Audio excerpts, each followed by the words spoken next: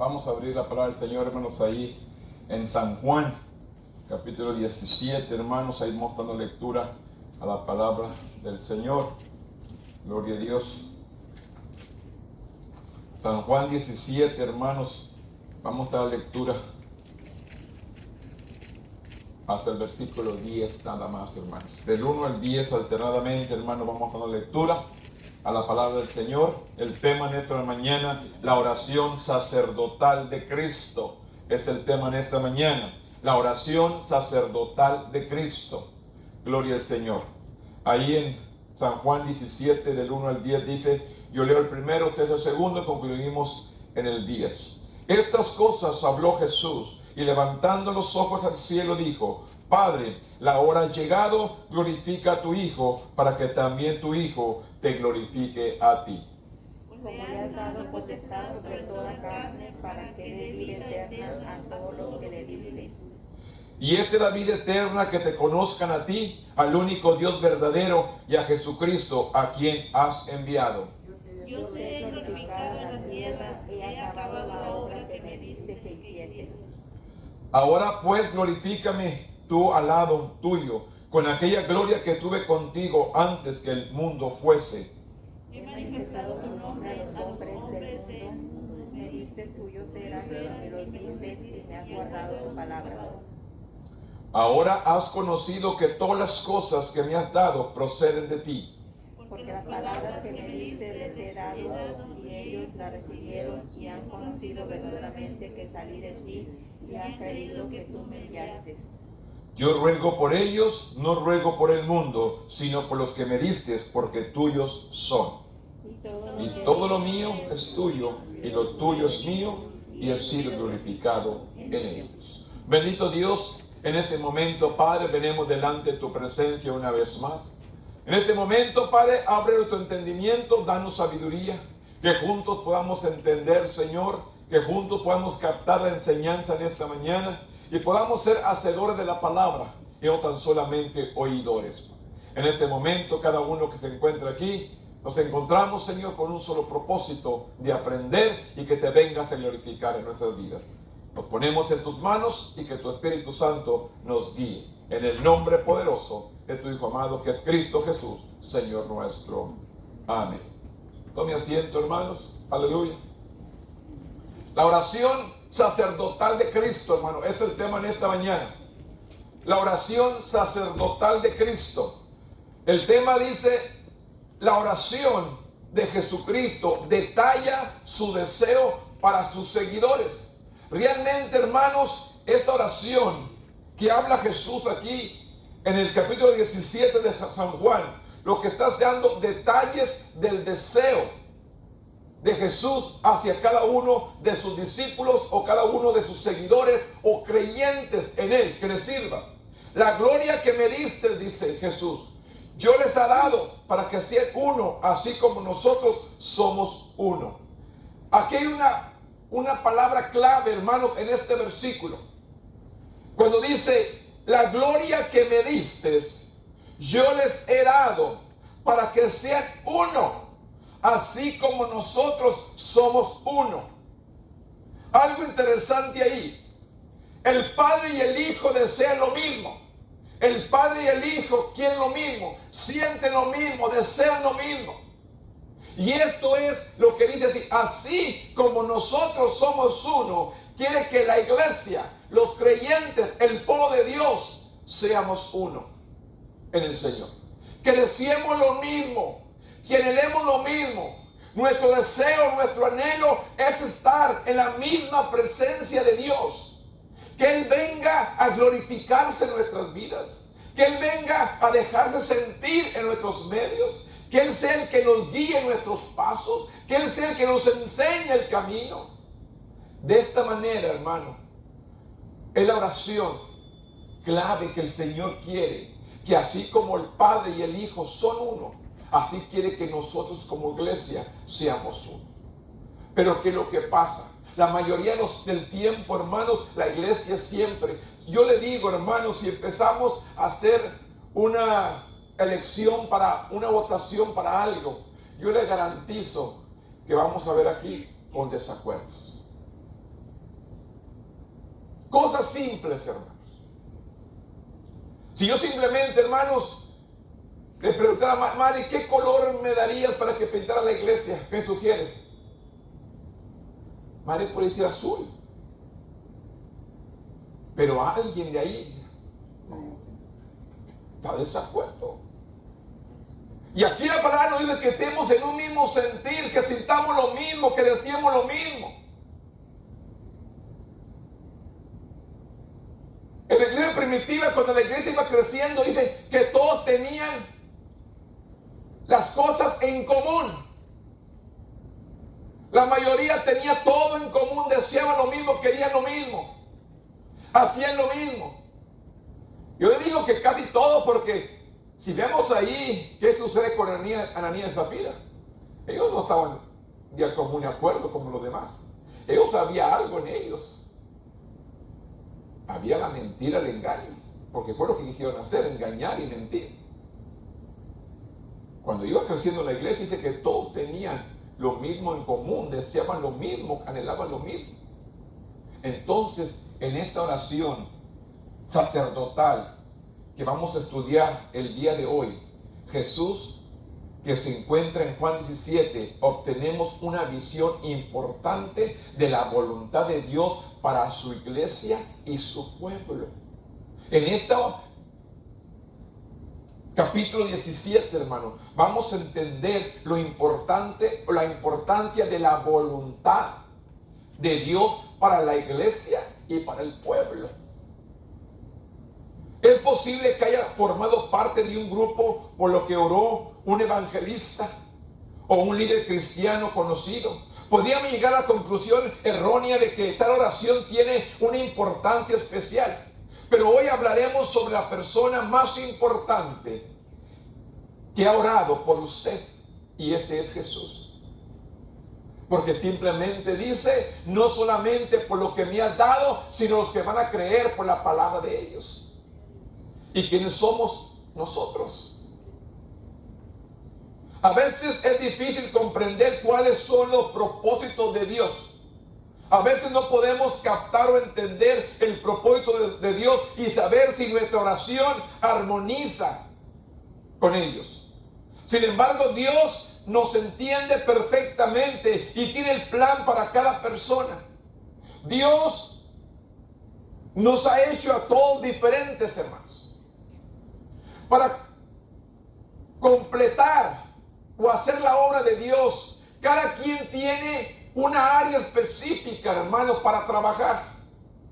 Cada uno de nosotros tenemos algo diferente. No todos tocamos.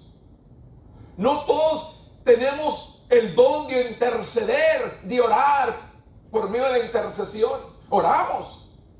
Pero aquel que tiene ese ministerio de interceder por las familias, por los hogares, por las almas perdidas, ese anhelo, ese fuego intenso de estar intercediendo. No todos. Pero todos, dice la palabra, que nos ha dado conforme nuestra capacidad a cada uno. Por lo tanto, nos da una visión significativa de su voluntad para nuestra vida. El estudio de esta semana explora la oración sacerdotal de Jesús. Mientras examinamos este capítulo, meditemos cómo estamos cumpliendo con la voluntad de Dios.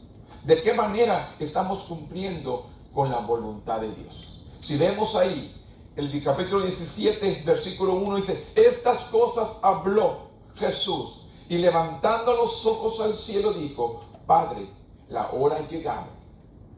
Glorifica a tu Hijo para que también tu Hijo te glorifique a ti. ¿Qué es lo que le dice? Padre, la hora ha llegado. Glorifica a tu Hijo para que también tu Hijo te glorifique a ti. Aquí podemos ver la obediencia completa de Cristo. Cuando le dice claramente, Padre, la hora ha llegado.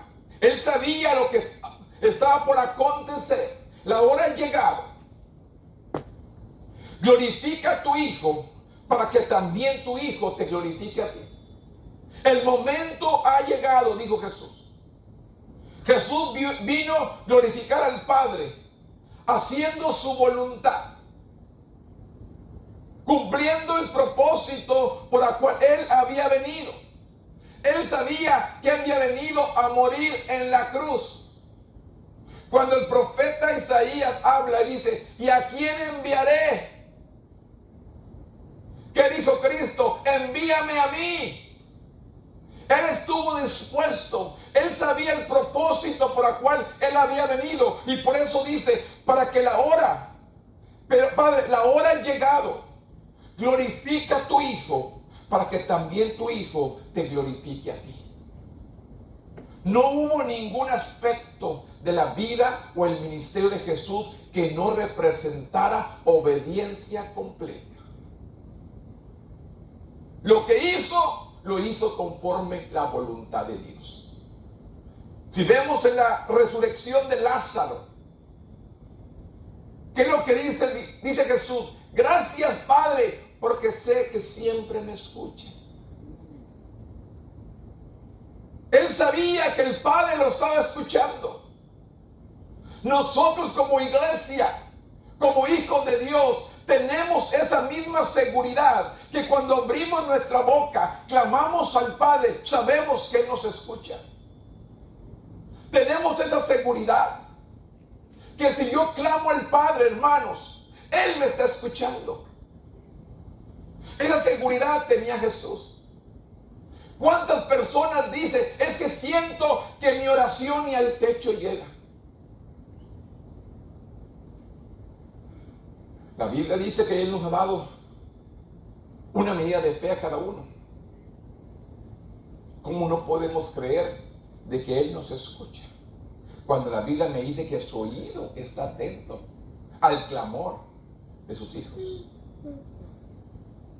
La cruz sería el medio supremo de glorificar a Cristo.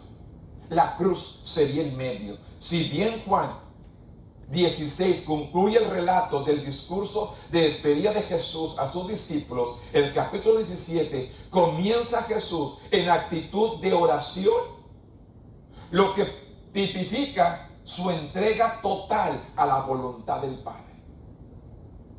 La entrega total a la obediencia de morir en la cruz. Ahí vemos, Él levantó los ojos al cielo y comenzó a orar. El enfoque de Jesús en este punto era completar la tarea establecida antes de la fundación del mundo. Porque desde antes que el hombre desobedeciera, Dios tenía planes para la redención. Él ya sabía que el hombre iba a desobedecer. Él ya sabía que el hombre iba a cometer desobediencia. Y Él ya había preparado, hermanos, a quién enviaría para rescatarnos, a tanto a aquellos en aquel tiempo como a nosotros hoy en nuestro tiempo. El único camino al Padre es Jesús. Que quede claro, hermanos. No hay otro camino como andan diciendo por ahí. El único camino al Padre es Jesucristo. Y Él mismo declaró: yo soy el camino, yo soy la verdad y yo soy la vida, y nadie va al Padre si no es por mí. Hablando Cristo. El único camino al Padre es Jesús. Y Jesús completa la tarea establecida desde antes de la fundación del mundo: morir por los pecados del mundo. Esa fue su tarea, morir. Él sabía el propósito por el cual Él lo había enviado. Dios nos ha enviado a usted y a mí, hermano, para restaurar almas, para restaurar vidas. ¿Cuántas personas lo más cerca de nosotros están, hermano, y no hemos podido restaurarlas para que se acerquen y busquen a Dios? ¿Cuántas personas cerquita de nosotros están y no hemos podido, hermano, restaurar su vida? Que busquen a Dios. Ellos siempre están buscando culpables, cuando los responsables somos nosotros mismos. Yo busco el culpable, yo siempre quiero culpar a alguien más para quitarme la responsabilidad. No, cada uno de nosotros somos responsables de nosotros mismos. Aquí vemos en esta porción el enfoque que Jesús no estuvo exento de lucha. Los evangelios sinópticos, Mateo, Marcos y Lucas, registran la oración de Jesús en el Getsemaní, pidiendo que si fuera posible, el Padre lo librara de la copa, que era la cruz. Sin embargo, él estaba resuelto a someterse a la voluntad y al propósito de Dios. La pregunta es, ¿cuántos de nosotros estamos resueltos a cumplir la voluntad y el propósito de Dios en nuestras vidas? ¿Cuántos estamos nosotros dispuestos a aceptar el propósito de Dios en nuestras vidas? La voluntad de Él en nuestras vidas. Mientras que la cruz representaba vergüenza para los judíos y los romanos, para Jesús era victoria.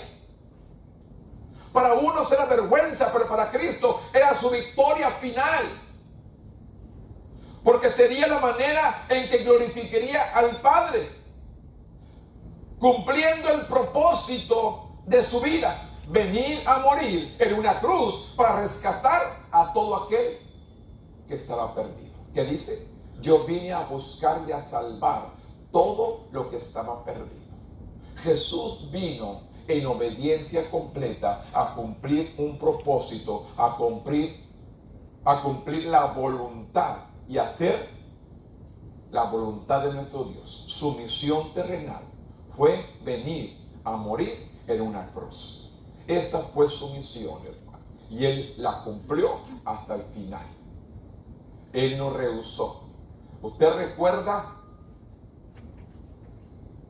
cuando Pedro saca la espada y le mocha la oreja cuando a Cristo lo van a arrestar? ¿Y qué le dice Jesús? Guarda tu arma. Pesca la oreja y se la pone al soldado. Ven la mano de Dios ahí, ven el milagro, pero aún así lo arrestan, lo crucifican. Pero era para que se cumpliera el propósito para el cual Él había venido. Él no vino a abrogar la ley, Él vino a cumplir la ley.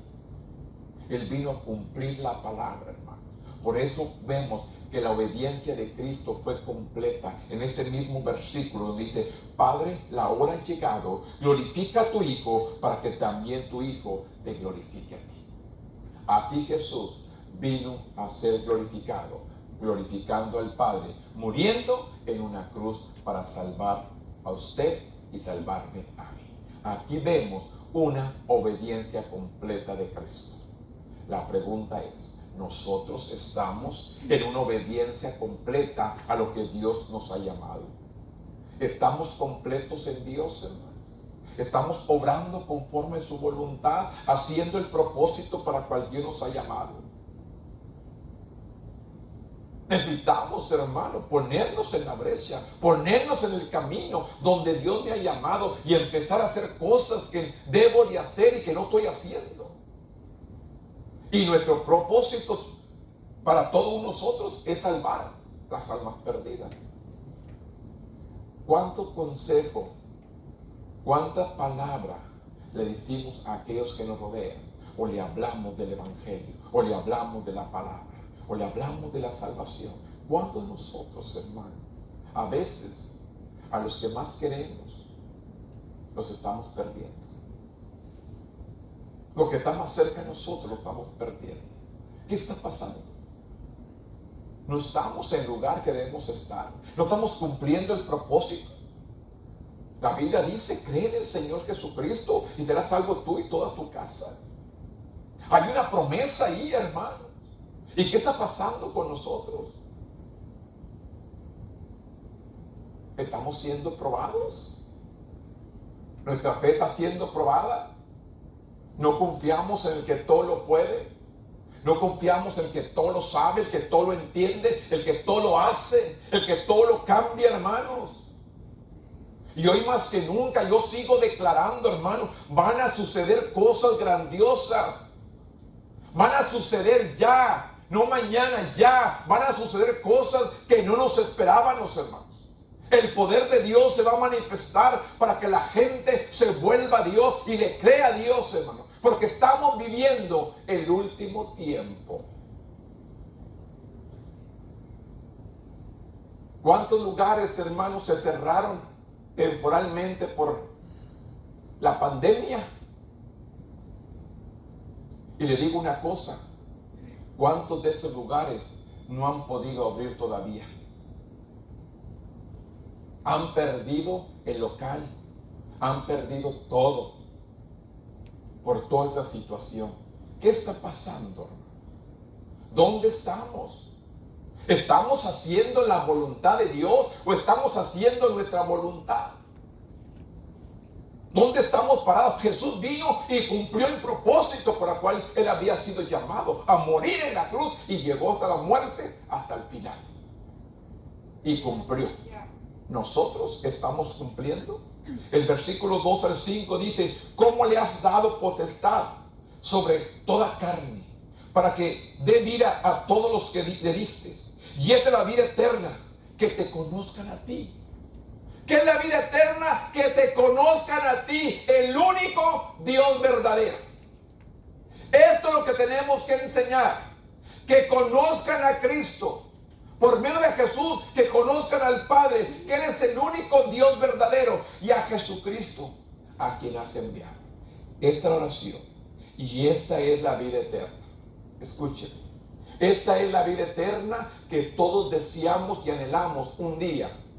Que dice que te conozcan a ti, al único Dios verdadero, y a Jesucristo, a quien has enviado. Yo te he glorificado en la tierra, he acabado la obra que me diste que hiciese. Ahora pues, Padre, glorifícame tú al lado tuyo con aquella gloria que tuve contigo antes que el mundo fuese. Antes que el mundo fuese, ya estaba Jesús con el Padre. Él mismo lo está declarando. Jesús anteriormente había declarado su plena autoridad para juzgar y perdonar. Porque ¿qué fue lo que los fariseos y los saduceos criticaban a Cristo? ¿No era lo que decía: tus pecados te son perdonados? ¿Y qué le decía? ¿Qué es más fácil? Decirle: tus pecados te son perdonados, o levántate y anda. Porque Él tenía autoridad tanto para perdonar como para restaurar su cuerpo. Él tenía el poder, Él tenía la autoridad, y aún la tiene. Porque si vemos la palabra, dice que aún cosas mayores haríamos nosotros por cuanto Él iba al Padre. Y esto es lo que tenemos que empezar a proclamar, a hablar, a declarar, a interceder, a orar. Padre, tu palabra lo dijo, que aún cosas mayores haríamos en tu nombre por cuanto ibas al Padre. ¿Y qué tenemos que hacer? Solamente ejercer, poner por obra la palabra. Es de nosotros. Ahora úsela. Órale y créele a Dios, espera y reciba. Pero no, hermanos, oramos ahorita, no sucede. Dios no me escucha. Y viene lo negativo y nos roba la bendición. Por eso tenemos que entender, hermano. Tenemos que entender que tenemos que creerle a Dios. Creerle a Él, hermanos. Tarde o temprano, ¿qué dice Habacuc? Aunque la visión tardare por un poquito de tiempo, no dudes, va a llegar. Aunque la visión tardare, aunque el milagro se tarde un poquito, no dudes, va a llegar. Yo lo creo. Jesús tenía la autoridad para juzgar, para perdonar, pero solo Él tiene autoridad para dar vida eterna. Una autoridad concedida por su Padre debido a ser conferida a Él a través de su muerte y su resurrección. Cuando le dice: Padre, esta es la vida eterna, que te conozcan a ti, al único Dios verdadero, y a Jesucristo, a quien has enviado. La vida eterna implica vivir en el conocimiento de Dios y una relación con Él. Escuche, la vida eterna implica vivir en el conocimiento de Dios, en el conocimiento de Él y con una relación con Él. Hay muchos hermanos que conocen la palabra, pero no viven una relación con Él. No es solamente conocer, tener conocimiento, tener también una relación con Él. La vida eterna implica vivir en el conocimiento de Dios y una relación con Él. Cuando una persona obtiene la salvación a través de Jesús, se establece una relación con Dios a través de Cristo. ¿Cómo me presento al Padre? Por medio de Jesucristo. ¿Quién es mi intercesor? ¿Quién es mi sacerdote? Es Cristo. Aleluya. El pueblo iba al sacerdote primero y llevaban su ofrenda para ofrecer sacrificio de perdón de pecados. Pero el mismo sacerdote también ofrecía sacrificio para perdón de sus pecados. Pero este sacerdote no tenía pecado. Nuestro sacerdote nunca pecó. Este sacerdote es un puro, limpio, sin pecado. El que intercede por nosotros. El humano tenía que pedir sacrificio para perdón de sus pecados y luego para interceder por el pueblo. Aquí nos habla de un sacerdote que no necesitaba, hermanos, perdón de pecados, porque nunca pecó. Aunque la obra de Cristo en la cruz aún no se había llevado a cabo, Jesús habló de ella como si hubiere consumado. En su cumplimiento el Padre fue glorificado. El mismo acto de obediencia trajo gloria al Padre. El sufrimiento que esperaba Cristo estaría acompañado del gozo de cumplir el propósito por el cual entró en la esfera humana. Él sabía para qué había venido a nacer. Él sabía cuál era su propósito y cuál era su meta. Y él sabía cuándo era la hora. ¿Qué le dice a Judas? Date prisa, haz lo que tienes que hacer. Así le dijo a Judas. Los mismos discípulos le preguntan, ¿y quién es el que metiere su mano en mi plato? Ese. Y sin embargo, hermanos, le dice claramente a Judas, la hora ha llegado. Ve, cumple. Y de que Satanás entró en el corazón de Judas, se fue a entregarlo. Al que yo lo recibiere con un beso, a ese aprender. Ese es el Cristo. Aquí podemos ver, hermanos, que Jesús conocía el corazón de ellos. ¿Qué es lo que había a través de ellos? En el cumplimiento el Padre fue glorificado y el mismo acto de obediencia trajo gloria al Padre. El sufrimiento que esperaba Cristo estaría acompañado del gozo de cumplir el propósito por el cual entró a la esfera humana. Luego Jesús hizo una oración final. El mismo: Padre, glorifícame tú al lado tuyo con aquella gloria que tuve antes del que el mundo fuese. Solo la cruz se interponía entre Jesús y la gloria que tenía Cristo. Antes de su estado eterno, había venido al mundo para glorificar al Padre a través de la cruz, y una vez completada la obra, regresaría a su estado de gloria eterna, como está ahorita, sentado a la diestra de Dios Padre, intercediendo, abogando, orando, pidiendo por usted y por mí, hermanos. Que cada momento desobedecemos, cada momento vienen cosas difíciles, viene una aflicción y preguntamos: ¿por qué, Señor? No. Dale gracias. Glorifícate, Padre. Glorifícate. Hay que aprender a darle gracias a Dios en toda situación. El enemigo quiere ponerte triste, el enemigo quiere ponerte cabizbajo, el enemigo quiere desanimarte, el enemigo quiere ponerte miedo, temor, que no sigamos adelante. Y si nosotros obedecemos a eso, hermano, caemos de la gracia de Dios. ¿Cuántas veces ha venido el desánimo? ¿Cuántas veces ha venido la tristeza? ¿Cuántas veces ha venido el temor? Cuando Dios nos dice en tu palabra, hablando de Pablo a Timoteo, que Dios nos ha dado un espíritu de cobardía, sino de poder, de amor y dominio propio. El temor ha venido a mi vida muchas veces, hermano. Porque le digo una cosa, hermanos. Las luchas más grandes que he tenido, hermanos, es cuando me paro aquí. Es una lucha más grande que tengo, hermanos. Antes de pararme acá y llegar aquí, y estando aquí, vienen aún los ataques, hermanos. A meter temor, que ya no seguir adelante.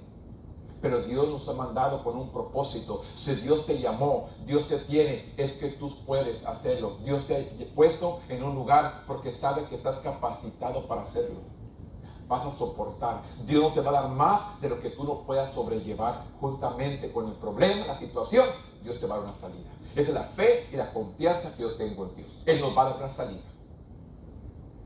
Él nos va a dejar una salida. Pues tenemos que aprender a confiar en nuestro Dios. El versículo 6 al 12 dice: he manifestado tu nombre a los hombres que del mundo me diste. Tuyos eran y me los diste, y han guardado tu palabra. Ahora han conocido que todas las cosas que me has dado proceden de ti, porque la palabra que me diste le ha dado, y ellos la recibieron, y han conocido verdaderamente que salí de ti, y han creído que tú me enviaste. Ruego por ellos, no ruego por el mundo, sino por los que me diste, porque tuyos son. Y todo lo mío es tuyo, y lo tuyo es mío, y he sido glorificado en ellos. Y ya no estoy en el mundo, mas estos están en el mundo, y yo voy al Padre. Padre Santo, a los que me has dado, guárdalos en tu nombre, para que sean uno, así como nosotros. Cuando estaba con ellos en el mundo, yo los guardaba en tu nombre, a los que me diste, y yo los guardé, y ninguno de ellos se perdió, sino el hijo de perdición, para que se cumpliese la escritura. Él estaba con ellos, Él los cuidaba, Él intercedía. Ahora le dice a Jesús: guárdalos. Jesús le dice al Padre: guárdalos, protégelos. El ángel de Jehová, dice la palabra, acampa alrededor de los que le temen y los defiende. Una porción, hermanos, que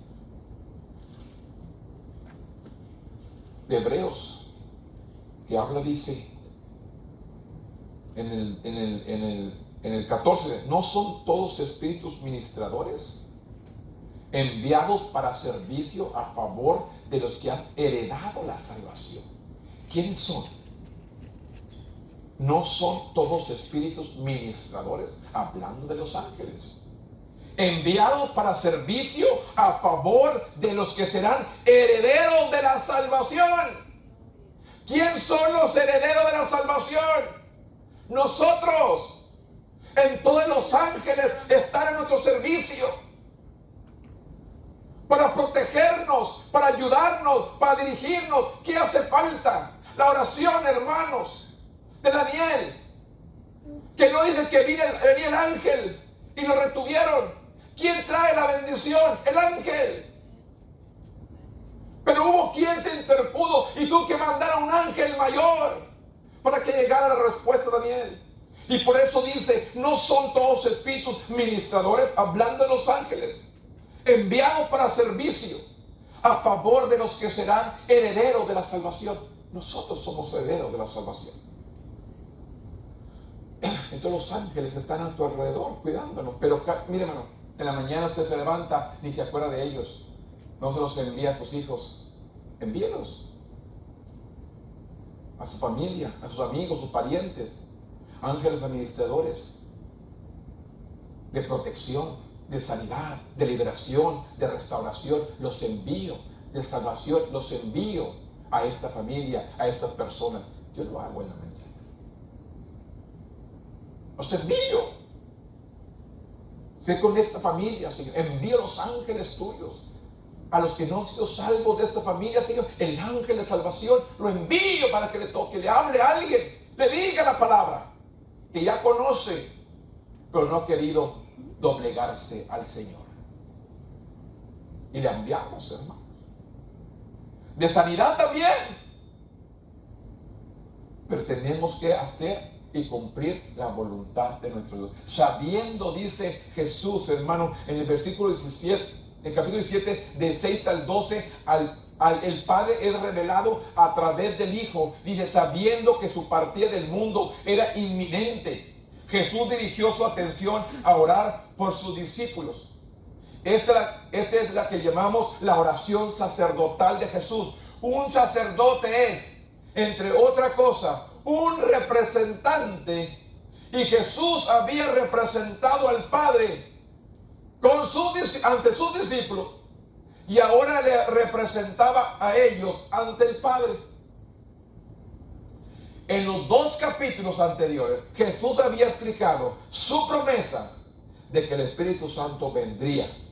Pero él sabía que la próxima hora podría a prueba a sus discípulos. ¿Por qué cree que se los entregó al Padre? Porque el momento en que Jesús fue arrestado, azotado y crucificado, estaban solos y necesitaban la protección del Padre para que ellos prosiguieran a cumplir después de que Cristo fuera crucificado y resucitara, seguir con el trabajo que Jesús les había enseñado. Antes que se desparramaran, antes que se volvieran atrás, Jesús les dijo, se los encargó al Padre. Estos que tú me has dado, te los entrego. Cuídalos. Mientras yo estaba en la tierra, yo los protegí. Ahora cuídalos tú, porque él iba a la cruz. Él sabía a lo que él había venido. En los 2 capítulos anteriores. Pero en este momento los discípulos sabían que Jesús había venido del Padre. Los había protegido como un pastor y estaban listos para devolverlos a la protección de su Padre. Jesús entendía la vulnerabilidad de sus discípulos y había peligro ante ellos, y solo la mano sobrenatural de Dios podría mantenerlos a salvo en un mundo que sería hostil y peligroso. ¿Recuerdan a Pedro? Aquella mujer que lo vio ahí, que él se calentaba en la lumbre, siguiendo a Jesús, calentándose ahí en la lumbre, que le dijo, tú eres uno Galileo, tú eres uno de ellos. Y lo negó. Y más al rato lo volvió a reconocer y lo volvió a negar. Y entonces se acordó de la palabra que Cristo le dijo, antes que cante el gallo, 3 veces me negarás. Y se entristeció Pedro, porque se cumplió, porque él había dicho, si es necesario morir en la cruz contigo, morimos. Y a la hora de la hora, hermanos, ni lo conocía, hasta maldijo. ¿Por qué?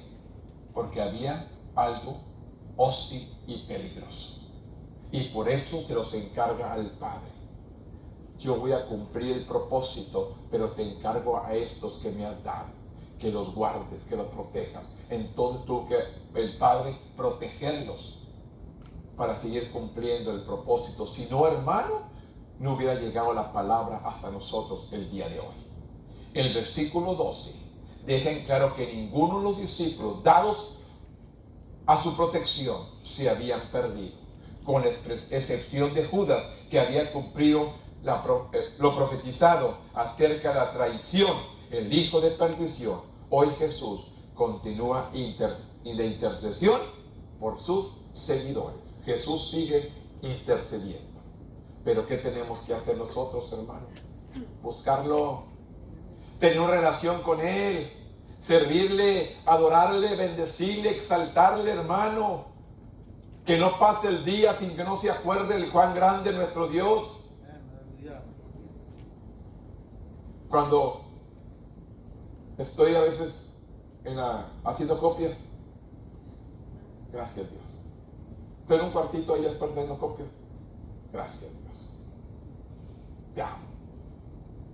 Desde que la copiadora termina, yo digo, grande es nuestro Dios, poderoso es nuestro Dios. Tenemos que acordarnos, hermano, meditar en Él. El Padre se reveló ante el Hijo, hay que revelarlo nosotros. ¿Quién es nuestro Padre? enseñarle cuán grande es Él. ¿Por qué cree que el enemigo nos pelea tanto, hermano? No quiere que llegamos a esta vida eterna. El Padre, el Jesús se los entrega al Padre. Cuídalos, que no se pierdan. Él tiene cuidado de nosotros, hermano.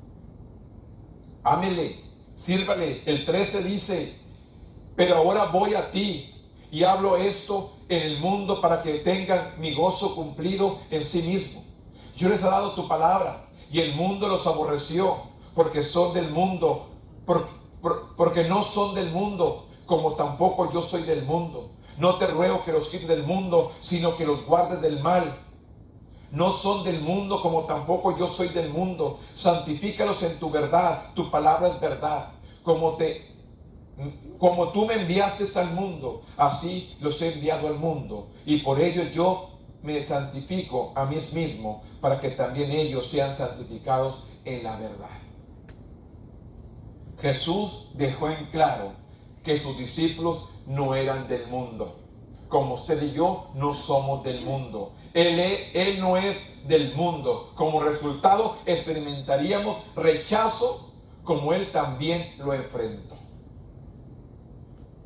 Nos rechazan, nos ignoran, se burlan, se ríen por quién somos en Dios. Pero sin embargo, la oración de Cristo al Padre no es que libres a sus discípulos del peligro, más bien que los guarde del poder de Satanás. Como seguidores tendrían que soportar al mismo tipo de persecución, pero no tendrían que hacerlo sin la presencia permanente de Dios y su poder sustentador. No iban a estar solos. Tenían la protección de Dios sobre sus vidas. Cristo le pide al Padre: santifícalos en tu verdad. Santificar significa hacerlos santos por medio de la separación. Así como Jesús no es del mundo, tampoco sus seguidores deben ser de este mundo. Quien dice ser sus discípulos debe estar separados del mundo, dedicados al servicio de su Señor. Los discípulos de Jesús deben ser separados a la verdad, la palabra de Cristo. Tu palabra es verdad. Vincula su revelación. Santifícalos en tu verdad. Tu palabra es verdad. El que dice el versículo 17. Santifícalos en tu verdad. Tu palabra es la verdad. La palabra de nuestro Dios, hermanos. Esta es la verdad. Podemos resistir, podemos soportar, pero tenemos que alimentarnos con la palabra. Tenemos que llenarnos con esta palabra. Tenemos que ser revestidos de lo espiritual. Vincula su revelación de quién es Dios a la verdad. Esto es únicamente la verdad lo que nos puede hacer libres. La palabra de Dios nos va a hacer libres.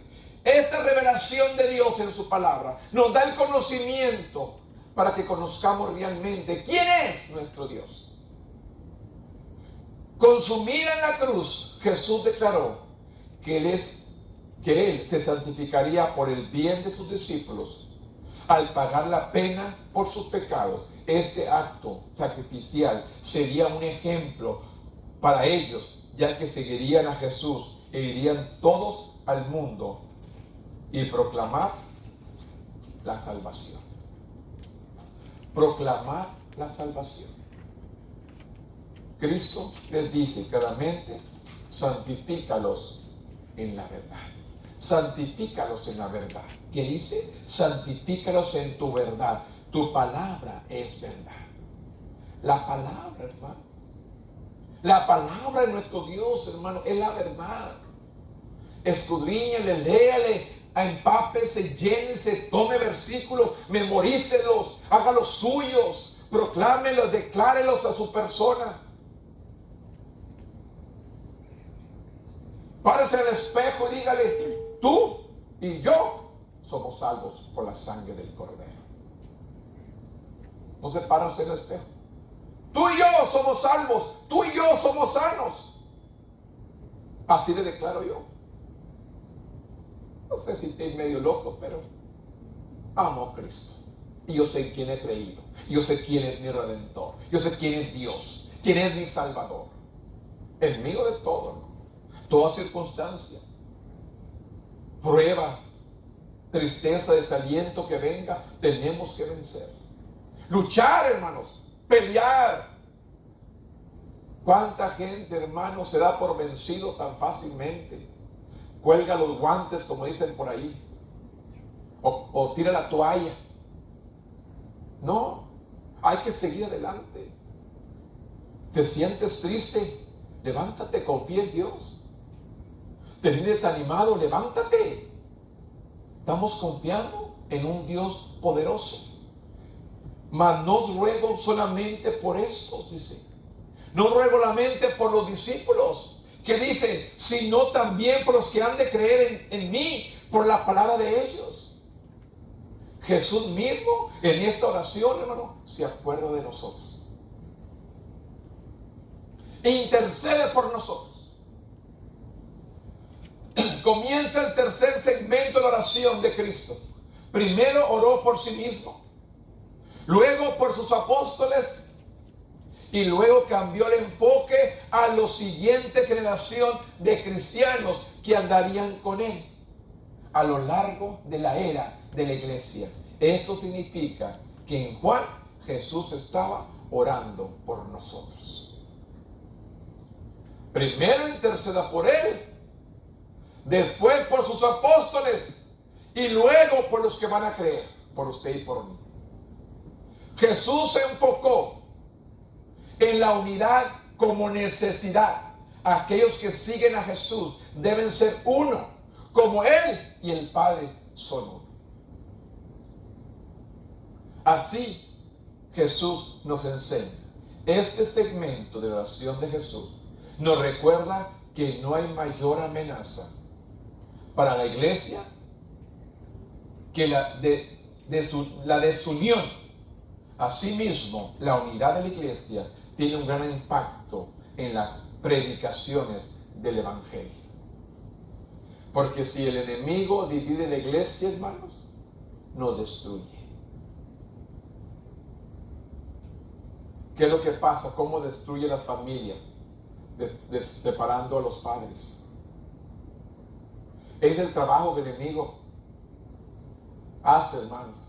Y le digo una cosa, hermanos. Ahorita, hermanos, hay divorcios de 20 años, de 30, de 40, de 50, de 60, hasta 70 años, ya ancianos, hermanos, divorciándose.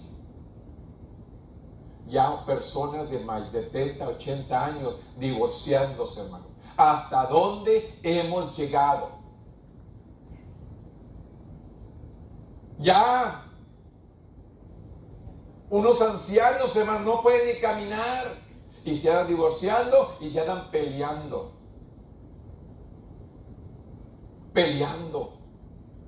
por sus posesiones. A esa edad, hermanos, 80, conozco uno de 86 años, pero todavía peleando,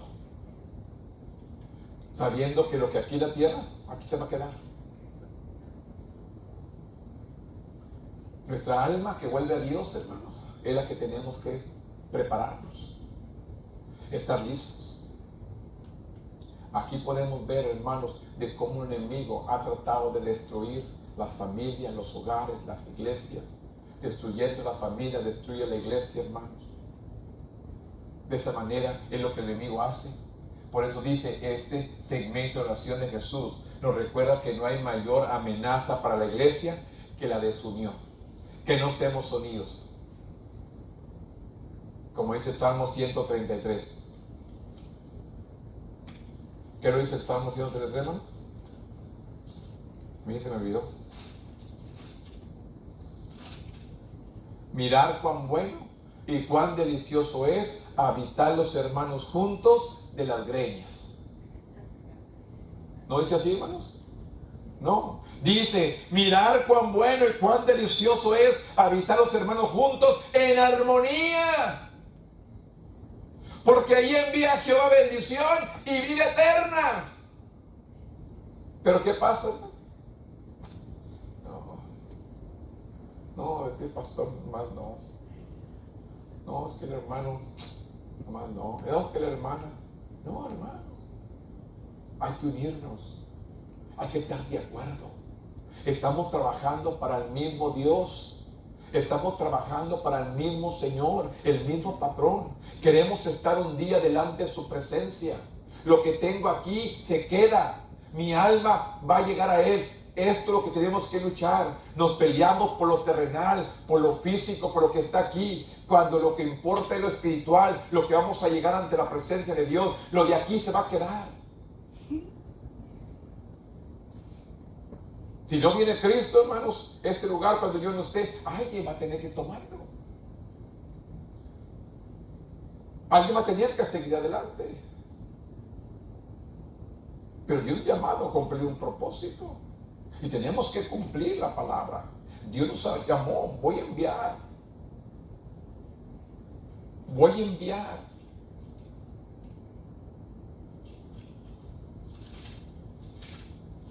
Y yo medito, hermanos, Señor, ¿dónde está la descarriada? ¿Dónde está la que cojea? ¿Dónde está la afligida? Esa es la que Dios me envió, hermano, y la estoy esperando. Es el propósito por el cual me envió. A la descarriada, a la afligida y a la que cojea. Pues ¿sabes cuál es la que cojea, hermanos? La que está aquí en la iglesia y está allá afuera. Quiere servir a Dios, pero también quiere darle vuelo al hilacha. Hay mucha gente así, hermanos, se siente feliz en la iglesia, pero también le dan vuelo al hilacha allá. Van a la iglesia todos los domingos, pero el sábado se van al baile a darle vuelo a todo lo que hay. Pues son gente que anda cojeando, hermano, está aquí, está allá. O somos o no somos. No podemos servir a los señores. Pues tenemos que entender, hermanos. Yo estoy esperando. Dios me llamó a ese pueblo. Estoy esperando todavía. Van a venir. Pues no espero, hermanos, cantidades. Hay que prepararlos para el encuentro con nuestro Dios. Por eso dice que el enemigo vino para la desunión, para destruir a la iglesia, es la amenaza. Asimismo, la unidad de la iglesia tiene un gran impacto en la predicación del evangelio. Note el versículo 20, capítulo 21 que dice, versículo 21, es vital que el mundo vea a Jesús como alguien más que un simple hombre. El mundo debe ver que Él y el Padre son uno. La unidad de los creyentes es una evidencia poderosa de que Dios es el Dios trino. Padre, Hijo y Espíritu Santo es el único Dios verdadero. Dios Padre, Dios Hijo y Dios Espíritu Santo, para que todos sean uno, como tú, Padre, en mí y yo en ti, que también ellos sean uno en nosotros, para que el mundo crea que tú me enviaste. El 24 dice, hermanos, Padre, aquellos que me has dado, quiero que donde yo estoy, también ellos conmigo, para que vean mi gloria que me has dado, porque me has amado desde antes de la fundación del mundo. Padre, justo el mundo no te ha conocido, pero yo te he conocido, y estos han conocido que tú me enviaste. Y le has dado a conocer tu nombre, y le daré a conocer aún, para que el amor con que me has amado esté en ellos, y yo en ellos. Las palabras finales de oración de Jesús parece ser un resumen de los pensamientos de Jesús conforme acerca de la cruz. Su voluntad es que sus seguidores estén con Él para siempre. Este es lo que Dios quiere. Que un día estemos con Él para siempre. Más de 30 años Cristo experimentó las limitaciones, luchas de la vida humana. Ahora regresa al Padre y quería que ellos, a quienes amaban, experimentaran la misma gloria que había tenido Cristo antes de venir. La vida terrenal de Jesús culminaría en las horas que tenía por delante. La brutalidad de la crucifixión sería su retorno a la gloria, aunque un dolor y sufrimiento extraordinario estaba ante él, también lo estaba una indiscutible cosa al llegar ante la misma presencia de Dios, para que vean mi gloria. Esto es lo que el Padre, Esto es lo que el Hijo quiere, hermanos. Por esto intercede por aquellos que van a creer por la palabra de estos, para que veamos la gloria, hermano. No nos podemos imaginar esa gloria ante el Padre. No podemos imaginarnos, hermanos, lo hermoso y lo grandioso es estar delante de su presencia. Lo importante es, ahorita, que usted y yo estemos preparados, estemos viviendo una vida que agrade a nuestro Dios. Es lo que Dios quiere, que vivamos una vida que agrade a nuestro Dios, que realmente heredemos esa vida eterna. Reflexión. Al enfrentar la cruz, Jesús oró para que hubiera unidad entre nosotros. ¿Cómo vemos la unidad entre creyentes? Esta necesidad permanece y nos llama a determinar cómo fortaleceremos los lazos que nos unen. Examínese a sí mismo para identificar características que puedan conducir a la división. Examínese a sí mismo para identificar características que puedan conducir a la división en el cuerpo de Cristo. Ore por oportunidades para mostrar al mundo quién es Jesús. Y busque su oportunidad esta semana de presentar a Jesús como el Salvador del mundo. Esta es nuestra tarea para esta semana. Examinarnos, hermanos, qué es lo que está llegando a nuestra mente, a nuestro corazón, para separarnos del cuerpo de Cristo. Porque hay cosas que vienen y te quieren separar de la iglesia, te quieren separar del cuerpo de Cristo. Y dice, examínate para poder no llegar a esa división y permanecer en Dios. Oremos por oportunidades para mostrar al mundo quién es Jesús. Y busquemos oportunidades esta semana para presentar a Jesús como el Salvador del mundo. Claramente, la oración sacerdotal de Cristo. La gloria que me diste, yo he dado para que sean uno, así como nosotros somos uno. Póngase de pie conmigo en esta mañana. Bendito Dios, en este momento, Padre, yo vengo delante de tu presencia. Yo vengo reconociéndote, Dios, que tú eres grande, que tú eres poderoso, que tú eres santo, que tú eres hermoso, que tú eres maravilloso. Gracias, Señor, porque has perdonado a cada uno de nosotros. Nos has perdonado nuestros pecados, has perdonado nuestras inmundicias, has quitado todo, Señor. Gracias te damos, Señor, por perdonarnos. También te doy gracias, Señor, por sanar nuestros cuerpos, Padre. Gracias, Dios, en esta mañana, por perdonarnos y por sanarnos. A ti, Dios, sea la gloria.